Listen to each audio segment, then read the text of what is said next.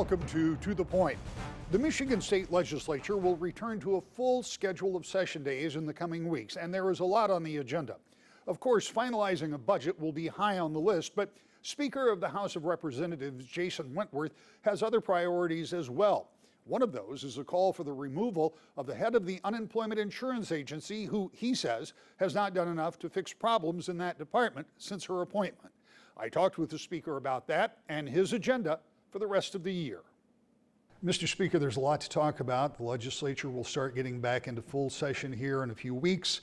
There's some budget issues that we'll talk about a little later, but I want to talk about something I saw in the form of a news release earlier this week or late last week, and you were talking about unemployment insurance here in the state of Michigan. And if there's one issue that we have heard more about during this pandemic, other than perhaps rules being implemented by the state government, it's been about the Unemployment Insurance Agency, because so many people were pushed out of their jobs unexpectedly and relied not only on the unemployment insurance, but also the extra federal money that was coming in. And I take it that you as legislators have heard a lot about UIA too. So tell me about some of the problems that you've heard from your other members as well as your own constituents, and where you are now in terms of what should be going on with unemployment here in the state. Yeah, you're right. I mean, we heard from constituents across the state, whether you're Republican or Democrat representative, this was one of the number one issues that were coming into your office via email, calls, whether you were, at church, getting people coming up to you asking you about this issue. Everybody knows someone who's been impacted by, our government's response to COVID and like you said, pushing someone out of their career, their job. And so it created a big problem. We know that when the governor shut down the state, that there were state workers that ended up jumping the line for unemployment benefits. So they went ahead of everyone else who was actually went through the right process and applied, which created a backlog and a problem. We still have backlogs of cases, even now, 18 months into the pandemic. And so it's a complete failure from the leadership on down, from the governor to the director on down. It's a complete failure in that agency. And I think the people that are answering the calls and the people that are actually working the cases are doing the best job they possibly can. But the governor and the director have set them up for failure. There's a technology problem there that they refuse to address. They just recently extended the contract, that same system that they've been complaining about and pointing blame to. They renewed the contract. So what's really going on over there, and why is there such a lack of leadership? 10 months into the director's tenure now, we still have problems that she hasn't addressed. From the federal Department of Labor report that shows, a backlog that shows the fact that they sent these payments out to 700,000 people in our state. Knowingly, they did this.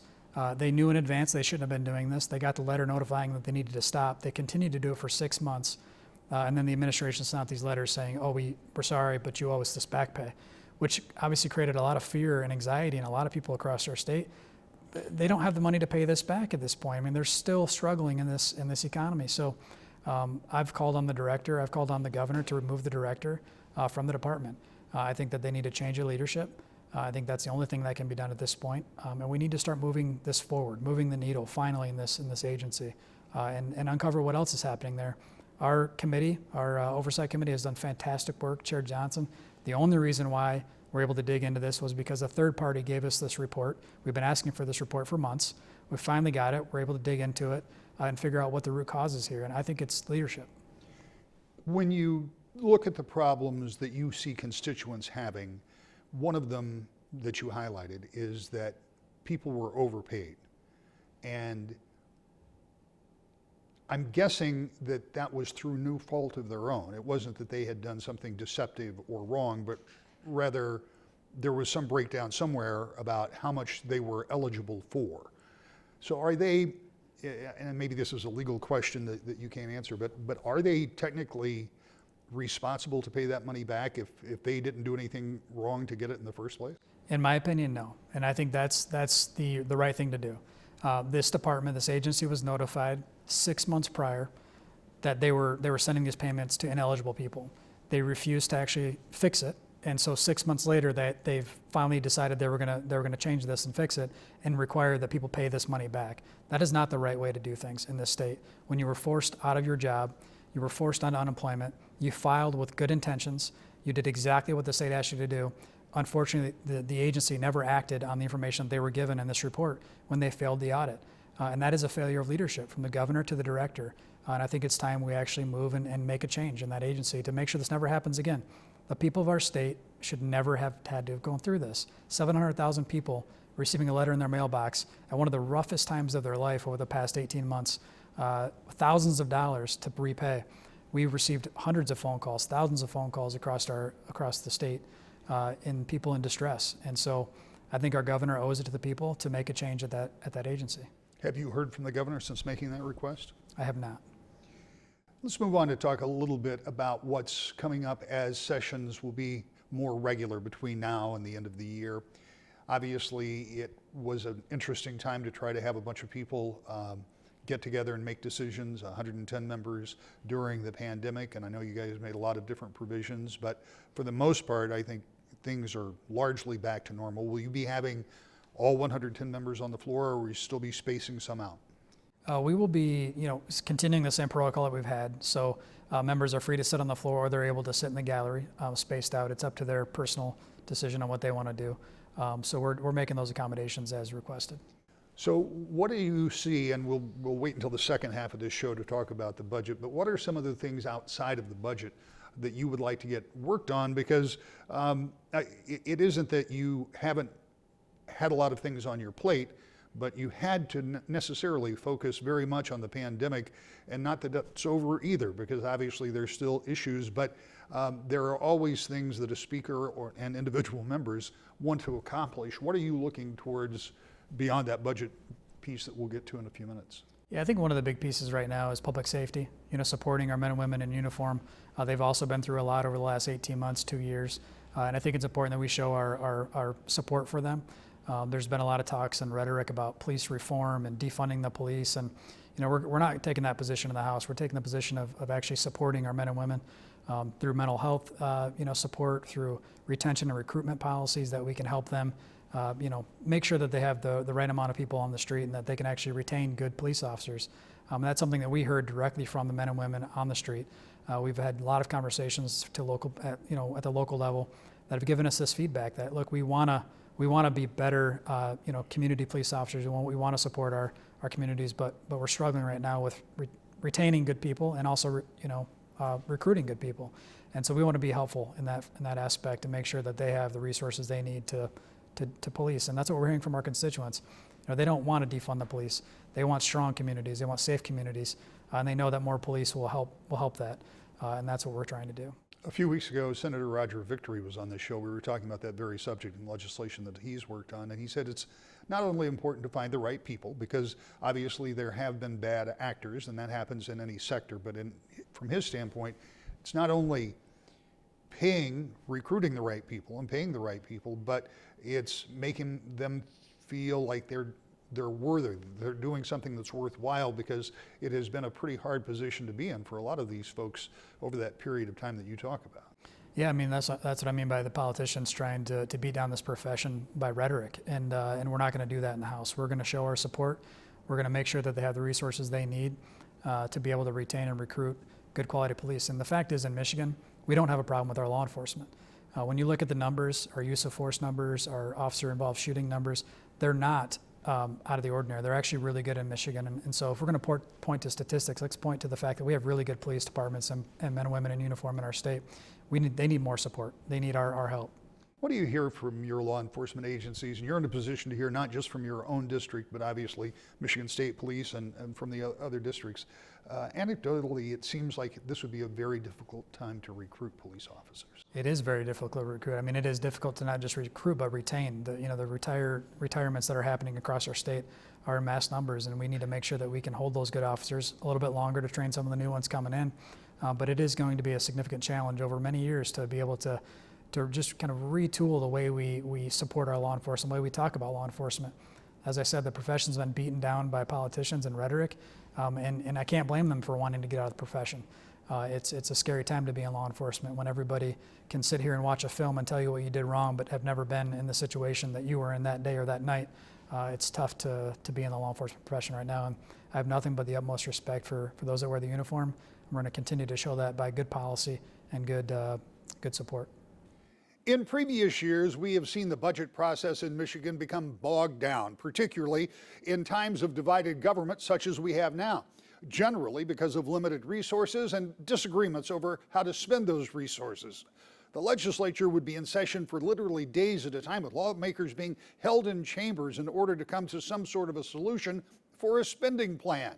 This year, the first deadline for getting a budget done by July 1st came and went with little in the way of progress on the overall budget. The school aid fund, the biggest ever, was passed and signed by the governor, but all the other spending plans are still on hold. The new fiscal budget year begins October 1st, and when we come back, I talk with Speaker Wentworth about how he expects the budget process to play out in the final weeks before the state needs a new spending plan. That's next. To the Point. Welcome back to the Point. Moments ago, I talked about some of the history of getting budgets done here in the state. When government is divided, the legislature controlled by one party, the governor's office of the opposite party, finding agreement on how to spend your tax dollars can be difficult, if not nearly impossible. Such was the case for Governor Jennifer Granholm in the mid-2000s. With a sagging economy and high unemployment, Republicans in the legislature and the Democratic governor could not find agreement on multiple years' budgets, at one point having to go through a very limited government shutdown.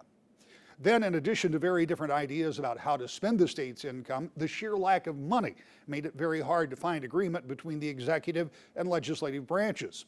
In 2019, the first year of the Whitmer administration, it was a disagreement over raising revenues for roads and bridges and other infrastructure that kept the process going until late September. Then, after vetoing hundreds of millions of dollars in the budget, the governor and the legislature had to continue negotiations for supplemental spending well past the original budget deadline.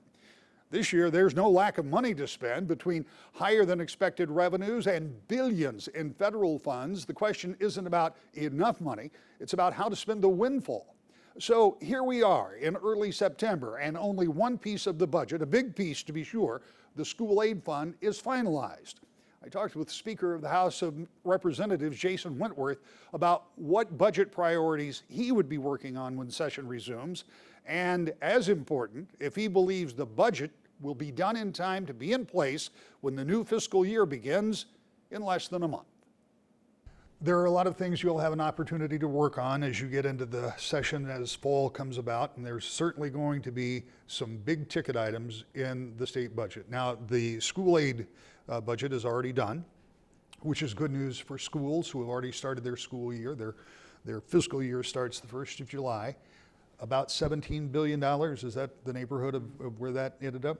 But there are still other billions to be spent in some fashion, and I know I think it's hard for people maybe to understand exactly how this works. I'll tell you what my understanding is, and then you can correct me. This is a decision for all lawmakers, but when it gets down to the negotiations between the legislature and the governor, it really comes down to quadrant members, or maybe quadrant members plus some of the approps folks, but it's a relatively small group. You can't negotiate every point with 148 people. So while we haven't seen it, that's what you've been doing all summer, is working with that group of people trying to get budgets put together. Is that pretty much the way it worked? That's somewhat accurate. I mean, we do have a committee process, and the subcommittees have done a lot of great work, both in the House and the Senate, to get our targets where they need to be and have a negotiation with departments. And it is a very collaborative process. But yes, at the end of this, it'll come down to very few quadrant leaders in the room and making the final negotiations on what actually gets signed by the governor. But I can tell you that I'm very positive on that process currently. I think we're making a lot of good progress. I think people will be very happy with the budget that we produce and that the governor signs. So I'm hopeful that the work continues. And like I said, we've been doing this through the summer, engaging in not just the discussion for the fiscal budget, but also for these federal dollars. And those are two separate things. So let's talk a little bit about what's left to be done. I mean, everything is left to be done with the exception of the school aid budget. And obviously, you're not going to tip your hand as to where negotiations are going. But do you get a sense for an overall size of what the budget may look like, the rest of the budget may look like? Not yet. I mean, we're still kind of, like I said, working through the details of the dollars that'll be spent, but we're looking at making these investments. I mean, this is a significant investment into our state. once in a lifetime opportunity for us to make these investments. So we want to make sure they're strategic. We'll make sure that they're the right areas. We also want to make sure that we're not stepping on our federal partners as they send dollars into the state, whether it be infrastructure or other ways, that we're using our money to supplement and to make sure that we're investing appropriately. Because if we work to grow government programming or we work to grow government in size, that's not sustainable in the future. So these one-time investments are very, very important to our state, whether it be through infrastructure, childcare, mental health. I could go on and on, police support, and so there's a lot of ideas and ways we can make these significant one-time investments, and it's going to be critical we do it right. And you brought up a point that I've talked with, and most legislators that I've talked to about this have been kind of in that same place, saying, look, yes, we want to spend this money. I mean, the federal government has sent this money down the pipeline, but you can't use it to start a program that you can't fund going forward. How tough is that to get your colleagues to go along with, or is everybody pretty much in the same place? I would speak for the Republican side. I think we're all on the same page. I think that everybody understands the size of this investment, the importance of making sure we're setting our state up for long-term success. We have a lot of infrastructure issues in our state that need one-time fundings to get them up to the actual code. We're talking about bridges, dams, waterways, sewers, all the above, roads. It's super important that we make these investments into those types of ways to set ourselves up for long-term success. And then when you look at our debt in our state, helping pay down debt, freeing up some cash flow now and in the long term is also very, very important to House Republicans. One thing that we discovered during the pandemic was there is a great inequity of who has high-speed internet and who doesn't. And it became so vitally important for all of those kids, including mine, who were staying at home, but staying in touch with their schools and their teachers through that. Is that federal money, albeit one time, is that something where you could at least build some infrastructure that would support better high-speed internet? And it's not just, by the way, in rural areas. There are a lot of city areas that don't have good high-speed too. Yeah, I think not only just not have high speed, but the affordability of that high speed is also a situation now in our state. So yeah, you're right. I mean, some of those federal dollars could be used to help, supplement and ensure that we're getting the broadband out. That is going to be a focus of ours. We've been digging into that for years, as you know, in our state. We finally have dollars to invest. If we do it wisely and we do it in the correct ways, we can get that that fixed hopefully across the state. I myself in rural northern Michigan and Clare don't have high speed broadband, so it's a challenge for me and my family as well. So I'm living it, and I hope that we can actually get that accomplished this term as well.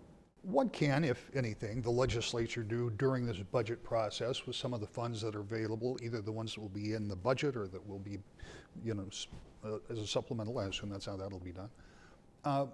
What can the state in general do to help with the workforce shortage that so many people are seeing? I hear on a regular basis people cutting store hours, restaurant hours. Some are just closing. There's one restaurant I know just within the past week in West Michigan that's closing one of their locations because they just don't have enough staff to take care of it. Is there anything that government can do about that? Yeah, I mean, we sent a bill to the governor's desk, she vetoed, to end the additional unemployment benefits that were coming from the federal government. That was, I think, an issue that we could have got ahead of the game and stopped that from coming into the state, and then hopefully people would get back into the workforce. But I think it's not just a challenge in Michigan, it's a challenge from across the country. As I talked to other speakers and other leaders in the other states, even when they eliminated the $300 unemployment uplift, they still haven't seen it and the workforce come back yet. So Michigan is even going to be more behind the eight ball as we get people back into the workforce because we weren't one of the states that ended it early. So I think that there isn't an easy answer that government can do. I think it's going to have to work its way through the processes. I think as we talk about workforce shortage, I always bring up attainable housing because that's an issue that we're seeing. Employers across the state trying to recruit people to come to the area to work in their businesses. And there's nowhere for them to live. So there's a problem with attainable housing. We talked about rent a little bit earlier where, the rental situation in our state isn't great either. So attainable housing, affordable housing was what it used to be called. I no longer call it affordable because there really is no such thing. It's affordable housing, it's attainable housing. Can you get the house and is it affordable for you? I think that's the second issue as you talk about workforce shortage that you have to talk about in concert because it's the same. And that may be a shortage that's here for a while as well. Now, we were also talking before we started the show that you don't know what the housing market is going to do, but we know what it's done, and it has certainly exploded over the past 12 months or whatever it's been. So all of those things in concert, and then there's one other question. I don't know if you hear about this or not, but I've heard a few people express that, and that is there are some people that apparently are hesitant to go back to work, particularly in service industry jobs where you're in close proximity to folks, because the pandemic has really taken a toll on their security. And so some of these jobs may also have some pressure on them because people are finding other work because there are so many jobs out there. It is an issue I hear all the time that, yeah, I mean, if you want a job right now in this economy, you can get one. And you can, people are out there recruiting folks across the state to work in their businesses, whether it be service or, hospitality or, manufacturing. People are recruiting all over the state for talent. So yeah, I mean, I think that is going to be an issue for many months, if not, years to come. That's why I think it's really important that, this investment that we make into the state with these federal dollars are used wisely. I think there are programs that we can help lift up and prop up nonprofits, not-for-profits that help housing, the missing middle housing market, that we can increase people's chances to actually get housing in areas where there are a lot of jobs, good paying jobs. And so that's something we're looking into as well. What are some of the other things you hope to achieve in this budget? Because it is, I guess without exception, this will be the most unusual budget process, not because the process has changed, but because I've been here until the wee hours of the morning when people could not find enough money to put into a budget. That's not going to be the problem this year, but what are the things beyond what we've already talked about that you really want to click off to achieve? Because as you pointed out, this is unprecedented and it's probably once in a lifetime money coming into the state. Yeah, I think we've mentioned most of it. I mean, childcare is another one that I think we can significantly invest in. Dams is another one that we can significantly invest in. There's dams across our state that desperately need repair. Obviously the dam that broke was in my district, and the devastation that afterwards is incredible. It's still very much affects my community. So fixing the dams across our state, repairing them is going to be a significant investment. I want to make sure that that's something we can accomplish. So those are two of the key areas as well, on top of what we already discussed. And then the question I get asked most about the budget, when will it be done? Obviously, the end of the month is kind of a hard and fast deadline, though I've been here when we've gone past that too. But after moving from the earlier deadline, because obviously there was so much to deal with, we're coming into the final 4 or 5 weeks. Earlier you said you were comfortable, felt good about the circumstance. So do you get this done without going into that final week? I do think we'll get this done before going in that final week. I think that we've been working together very well, very collaboratively amongst the chambers and the administration. So I'm very hopeful we'll get this done and we'll keep government operational. The fact is, most everyone I talked with in Lansing over the past several weeks is optimistic the budget will be done in time for the start of the new fiscal year, October 1st. It will be the state's largest ever spending plan, helped by those revenues I mentioned earlier that came in more than $6 billion above estimates, and by all that one-time federal money. Legislators and the governor have been talking about spending priorities throughout the summer, and right now it appears they may all get at least part of what they want. In any event, they have less than 30 days to get it done, and during that period, the House is scheduled to be in session for 8 days, the Senate for 9. Days can be added if necessary, but for now at least, it looks like the budget is on track to be approved ahead of the September 30th deadline. We'll be back with a final thought to the point. Billions of dollars in spending will be high on the things to do when the legislature returns to Lansing. And we'll be following that and more when you join me every week right here to the point.